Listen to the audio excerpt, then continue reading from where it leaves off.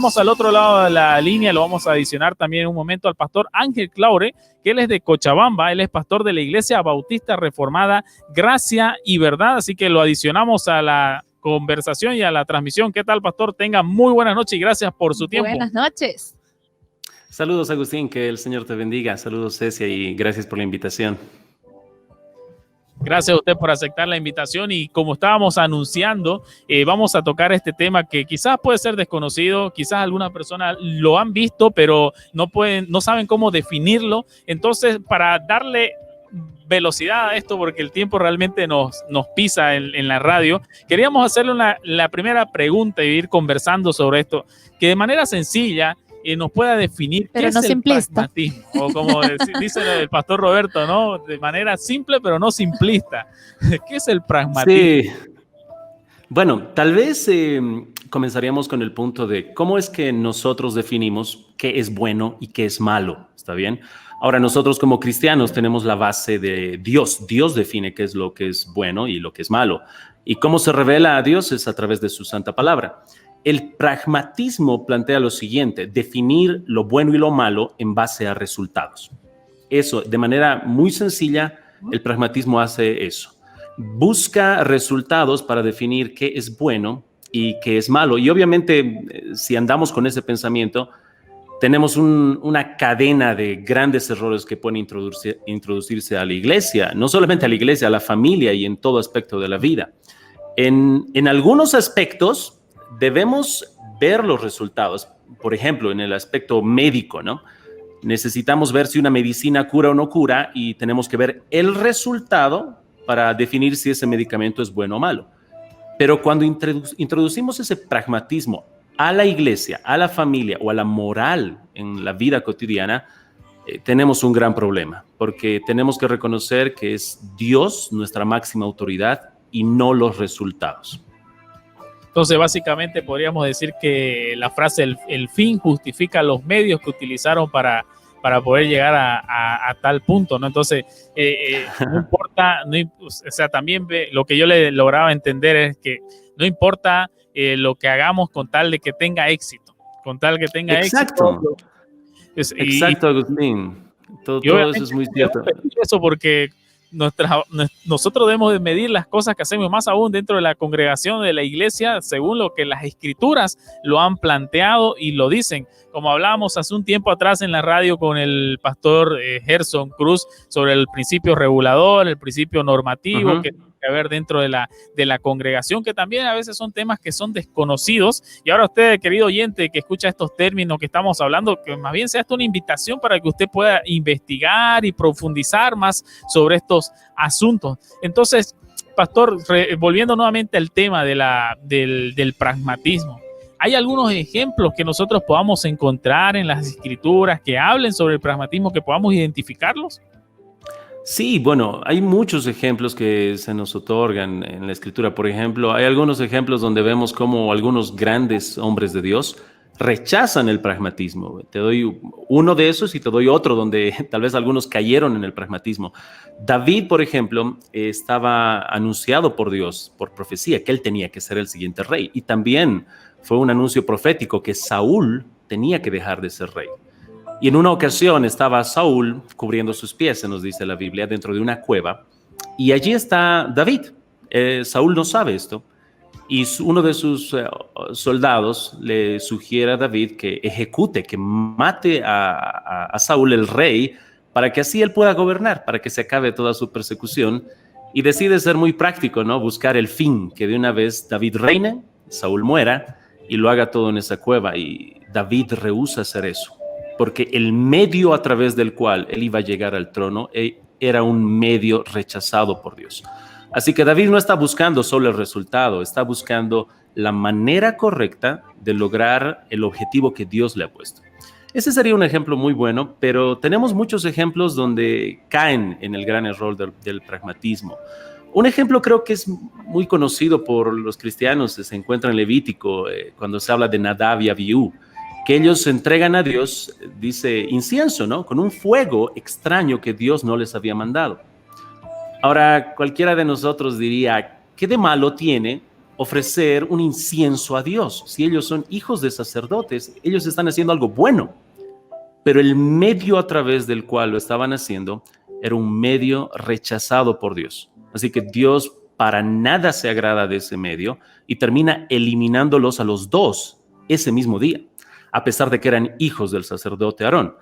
También, tal vez un último ejemplo que te podría dar es Salomón, el mismo hijo de David, que como rey se había estipulado en las escrituras que no podían tener muchas mujeres, porque estas mujeres iban a alejar el corazón del rey de Dios.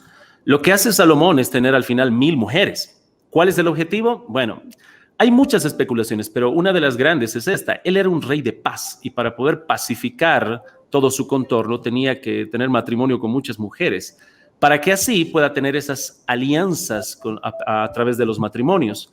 Pero recuerda, tenemos una vez más el gran objetivo que parece bueno, paz y tener un reino pacífico, pero el medio a través del cual lograba eso era un medio perverso, rechazado por Dios.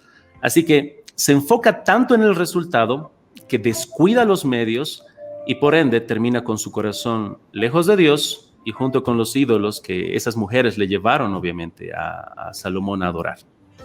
Esos serían algunos ejemplos, sí, Agustín. Y hay bastante, y igual también cuando estábamos haciendo la investigación sobre el pragmatismo, vemos también Jeremías 44 sobre el pueblo, como igual de manera pragmática tratan de lograr llegar a Dios y hacer cosas que no han sido mandadas por el Señor. Y también podemos notar que el pragmatismo que a veces ingresa es que ellos ven que basan sus experiencias como algo por encima de las escrituras. A veces ven que porque las experiencias son buenas o porque están prosperando o porque le está yendo bien, creen que esa práctica que están haciendo, lo que han introducido es correcto, ¿no? Uh-huh. Bueno, en el aspecto de la iglesia ya hay mucho tipo de aplicaciones que se ha dado, queridos. En el evangelismo, por ejemplo, se preocupan de qué es lo que funciona y es por eso que tenemos en muchos casos campamentos de jóvenes que el énfasis es el entretenimiento y piensan que a través del entretenimiento van a lograr alcanzar un número grande de jóvenes. Pero caen obviamente en este gran pragmatismo porque llegan con un gran número de personas que quieren la diversión, pero no quieren nada con Dios, incluso creyentes que van a esos campamentos más que nada por la diversión, pero no van por el propósito de nutrirse de la palabra de Dios. Creen que tienen unos resultados, pero delante de los ojos de Dios no tienen nada. Claro, creen que logrando quizás actividades que mantengan a la gente feliz, que estén entretenidas, gozosos, piensan que por eso quizás la providencia divina o la providencia de Dios o el favor de Dios está con ellos o que son bendecidos por el amor de Dios o que el Señor los acompaña. Y a veces eso, vamos a pasar a la siguiente igual consulta que teníamos sobre el peligro que trae de dejar entrar esta práctica dentro de la iglesia, ¿no? Porque a veces vemos que yo le decía a un hermano, para mí sería sencillo o fácil, entre comillas, por así decirlo, llenar mi iglesia de jóvenes. Yo la podría llenar, pero ¿estoy haciendo algo correcto? ¿Estoy haciendo realmente algo que el Señor manda que haga, que a través de quizás de cosas que no son bíblicas y que no son correctas, yo llene mi iglesia de jóvenes y después me conforme porque 10 minutos o 5 minutos le di un mensaje y ya quedé feliz? Entonces, ¿qué peligro trae el dejar que esta práctica entre a la iglesia? Estábamos hablando un poco sobre el evangelismo. ¿Qué más nos podría acotar sobre esto? Bueno, mira, te doy 2 ejemplos breves. Yo me crié, pasé estudios bíblicos en Argentina, en una institución que es muy pragmática. Así que cuando regresé a trabajar en mi iglesia, estábamos trabajando en un club de jóvenes y podíamos hacer que la reunión de jóvenes llegue fácilmente a 50, 60 o 70 jóvenes. Y bueno, lo único que se hizo fue empezar a sortear una bicicleta. Así que por cada persona que venía, cada visita que venía, tenías un punto. Cada asistencia era un punto. Y a lo que llevó esto fue a que la reunión de jóvenes terminó con 70 jóvenes. Pero cuando ya se sorteó esa bicicleta, ¿cuántas personas venían por Cristo? Correcto. Y no era que genuinamente habían buscado a Dios. Ellos estaban con la bicicleta en su corazón. Ahora, esto se llevó a otro nivel. Había iglesias que estaban incluso hasta ofreciendo tablets y otro tipo de cosas. Y lo más triste de todo esto es que les da la apariencia de un resultado. Y obviamente es triste. El otro ejemplo que te quería dar Era el ejemplo triste del evangelismo. Ah, Cuando nosotros estamos proclamando el evangelio, Dios nos ha dicho cómo tenemos que hacerlo. Tenemos que salir, predicar la palabra de Dios, hablar de pecado, juicio, gracia y misericordia. Pero a los ojos de los pragmáticos, estas cosas asustan a la gente. Así que rechazan esto y empiezan a entregar lo que ahora vemos en las iglesias. Vemos que están procurando dar emociones, sentimientos, experiencias, están buscando mensajes de autoestima, positivismo. Y lo único que hace esto es lo siguiente. En vez de poner a Dios al centro, pone al hombre al centro. Todo gira en torno a lo que la gente quiere. Y ese es el gran problema, porque más adelante en la vida cristiana tenemos que mostrarles que obviamente todo gira en torno a Dios. Pero como ellos llegaron creyendo que ellos son el centro, piensan que esa es la vida cristiana. Dios me tiene que dar salud, Dios me tiene que proveer, Dios tiene que. Y ellos se convierten en Dios y Dios se convierte en su siervo. En otras palabras, están dejando el teocentrismo por una doctrina centrada en el hombre. Y de ahí van a venir un montón de problemas, Agustín. Correcto, ¿no? Y cuando mencionabas el tema de la bicicleta, el sorteo, yo se me ocurría, por ejemplo, un campeonato de PlayStation antes de los jóvenes, y se llena, ¿no? La iglesia, mejor, más aún si todavía ponemos una proyectora gigante ahí que van a jugar. Sí. Pero, y lo que me decías de la bicicleta, volviendo a ese tema, estamos entonces poniendo a Dios y la bicicleta al mismo nivel, o sea, las personas ven y puedes ganarte una bicicleta, pero también puedes llevarte una predicación del Señor o escuchar un mensaje bíblico y creo que realmente nosotros debemos de quitar esas prácticas que tenemos, porque nosotros no estamos llamados a parecernos como el mundo es, no estamos llamados a tratar de suavizar el evangelio, lo que realmente es el mensaje. Hablando del tema del evangelismo, no se quiere a veces predicar un evangelismo realmente bíblico, donde el hombre no es el centro, donde el hombre es el enemigo de Dios, donde el hombre es un pecador, donde el hombre necesita arrepentirse. Yo no dudo que a veces hay gente que hace un evangelismo que tiene una buena intención en el corazón, que no lo hacen con una mala intención, pero a veces hay una ignorancia y a veces sinceramente están equivocados. Yo me encuentro cuando estoy manejando mi motocicleta en los semáforos, gente que está con su cartel que dice Jesús te ama y ya está. Y eso no podemos llamarlo evangelismo. Yo realmente a veces digo, realmente tanta energía, tanto tiempo que están usando, lo están usando de manera incorrecta, porque esa manera no es llevar el evangelio del Señor Jesucristo, o como lo vemos en las escrituras. Y a veces también las personas quieren suavizar lo que el Señor ha dicho en su palabra, ¿no? Para no ser tan chocantes con las personas que va a escuchar, para no ofender a las personas. O llenamos de actividades la iglesia y vamos poco a poco relegando lo que es realmente importante, la predicación de la palabra, adorar el santo nombre del Señor. Nosotros, por ejemplo, como congregación, y no estamos nosotros en contra de celebrar el Día de la Madre, de acordarse de nuestro país, orar por nuestro país, del Día del Padre, etcétera, pero eso no tiene espacio en nuestro servicio central de los días domingos. No es el centro del día del Señor. No podemos nosotros reducir ni un minuto de la predicación del evangelio para dar espacio a otras cosas que realmente no son de provecho para el alma de la persona que nos está escuchando, ¿no? Y así que, ¿qué consejos nosotros podríamos dar, Pastor Ángel, a aquellos hermanos en la fe que ven esta situación o que están en estas prácticas, y cómo pueden ellos quizás de una manera sabia aconsejar o dirigirse quizás a su pastor y se da cuenta que ha dejado entrar mucho el pragmatismo a la iglesia? Sí, tal vez cuando hablamos de qué hacer cuando yo me encuentro en una iglesia que ha caído en el pragmatismo, lo primero es que no caigamos nosotros en ese mismo pragmatismo al intentar corregir a nuestras autoridades. No vaya a ser que tu objetivo esté tan centrado en corregirlo, pero descuides la manera correcta en la cual debes corregir a tus autoridades, que es con mucho respeto, siguiendo las instrucciones de Mateo 18, pero también recordando que ese pastor o ese líder tienes que tratarlo como padre. Así que lo más propio es que tú hables a solas, le expliques todo lo que estás viendo que está alejándose de la sana doctrina. Y segundo, es que puedas estar buscando consejero. me gustaría que puedas estar aproximándote a algún pastor que comparte contigo esta sana doctrina y que ve el mismo error, para que te pueda dar una guía más específica, ¿no? De qué tienes que hacer, cuánto tiempo debes de esperar antes de salir de esa iglesia. Hay algunas iglesias que han caído tanto en el pragmatismo que yo creo que te haría mucho daño permanecer allí. Y hay algunas que están empezando a caer, que tal vez Dios te puso allí providencialmente para que puedas estar advirtiéndoles, obviamente, para que ellos más adelante puedan rendir cuentas a Dios y no queden sin excusa de que nadie les ha llamado la atención.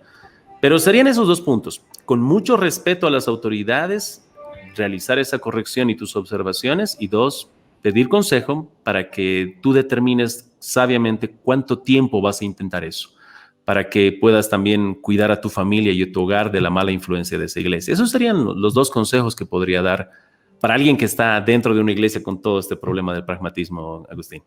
Sobre todo, ¿no? Como decía, hablar de manera personal y directa y con respeto, con gracia, con misericordia, mansedumbre, templanza, con los frutos del Espíritu Santo hacia aquella persona, porque el Señor puede ser que nos permita estar en aquel lugar para poder ser de exhortación para aquella iglesia o para aquellos líderes, y si el Señor así lo quiere, realmente hacer dar cuenta a aquellos líderes de la congregación que están dirigiéndose por mal camino, ¿no?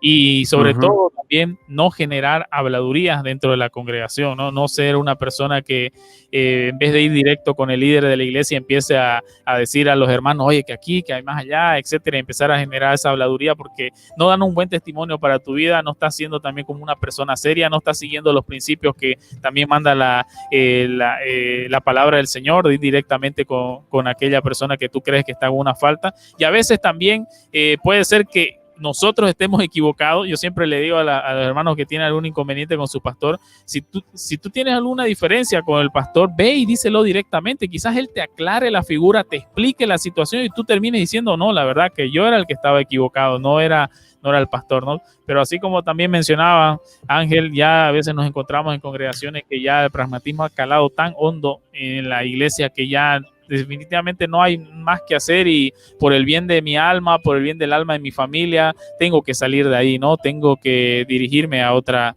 iglesia donde realmente haya una sana doctrina, una sana enseñanza, ¿no?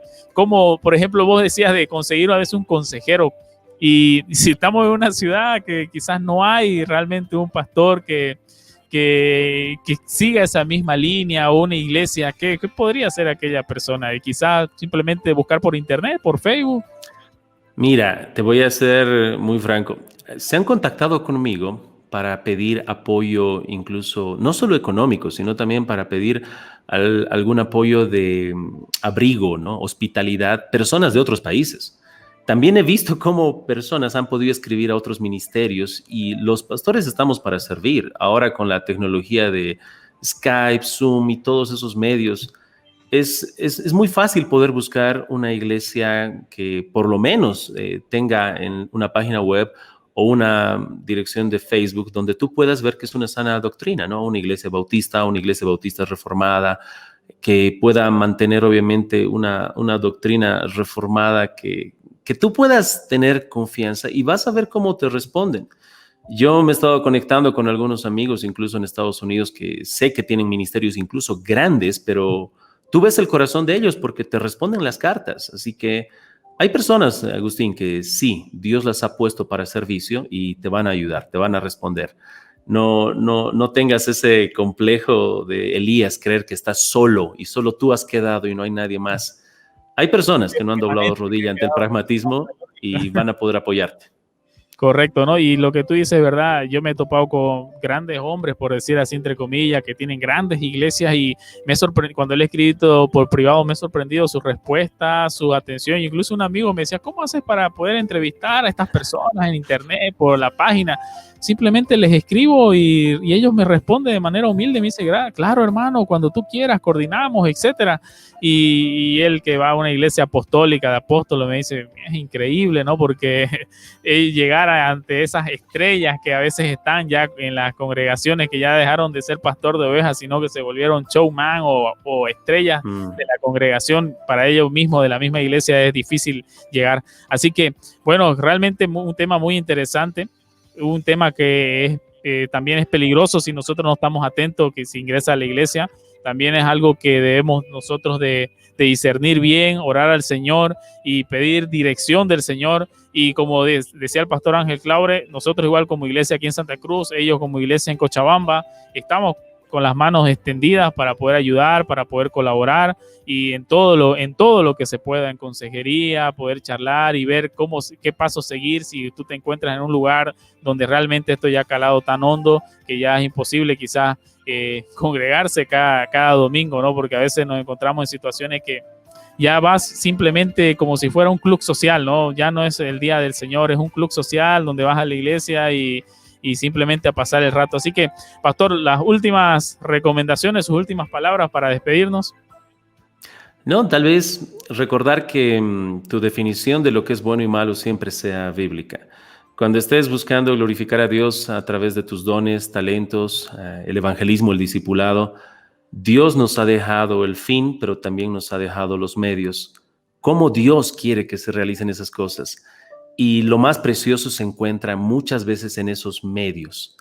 Por ejemplo, para terminar, cuando Dios pedía ofrendas en el Antiguo Testamento y que traigan sacrificios, no solamente era el acto de llevar el sacrificio, era el cuidado que tenías desde que tu buey o desde que tu animal había parido y tú cuidabas al animal. Veías de los 7 que nacieron el mejor, el más sano, y lo ibas cuidando y lo veías en su crecimiento, lo protegías.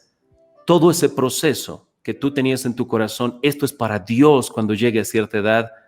No solamente el final, todo ese tiempo era lo hermoso. Así que Dios se goza en el resultado, pero Dios se goza en cómo se llegó a ese resultado. Así que mi única recomendación sería esa, que glorifiquemos a Dios a su manera y obviamente los resultados van a poder glorificar genuinamente a Dios.